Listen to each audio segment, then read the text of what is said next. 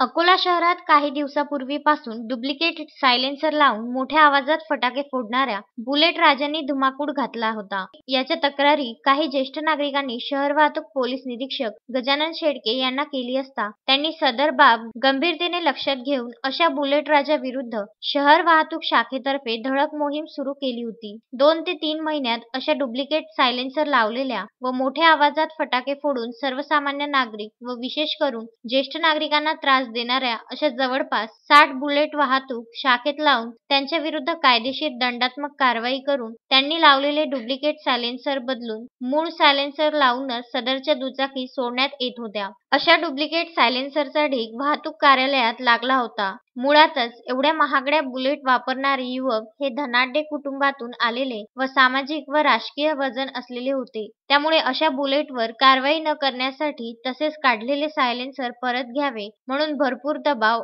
वाहतूक कर्मचारी व अधिकाऱ्यांवर येत होता। परंतु कोणत्याही दबावाला बळी न पडता पोलीस निरीक्षक गजानन शेळके यांनी सदरची धडक मोहीम राबविणे सुरूच ठेवले। वाहतूक कार्यालयात लावलेल्या डुप्लिकेट सायलेन्सर कायदेशीररित्या नष्ट करण्यासाठी सुद्धा प्रयत्न सुरूच ठेवले। शेवटी न्यायालयाचा लेखी आदेश प्राप्त झाल्यानंतर 25 मार्च रोजी रोड रोलर खाली वाहतूक कार्यालयात जमा असलेले डुप्लिकेट सायलेन्सर त्याखाली चिरडून नष्ट करण्यात आले। त्याचा रीतसर पंचनामा सुद्धा करण्यात आला। अकोला शहरातील असे डुप्लिकेट सायलेन्सर लावून मोठा आवाज करीत फिरणाऱ्या युवकांनी सामाजिक जबाबदारी ओळखून असे डुप्लिकेट सायलेन्सर स्वतःहून काढून घ्यावे नाहीतर कारवाईला तयार राहावे असे वाहतूक शाखेकडून कळविण्यात आले आहे।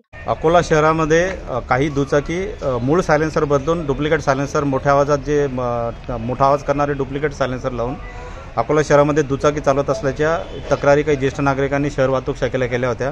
त्याची गंभीर दखल घेऊन आम्ही मान्य वरिष्ठांच्या आदेशाने एक विशेष मोहीम मागच्या 2-2.5 महिन्यापासून अशा दुचाकीविरुद्ध आम्ही छेडली होती। त्यामध्ये जवळपास 50 ते 55 दुचाकीचे सायलेन्सर आम्ही काढून घेतले होते आणि त्यांना जी काही कायद्यात तरतूद आहे त्याप्रमाणे कारवाई करून दंडात्मक कारवाई करून सदरच्या दुचाकी आम्ही काही दिवस ठेवून सोडून दिलेल्या होत्या।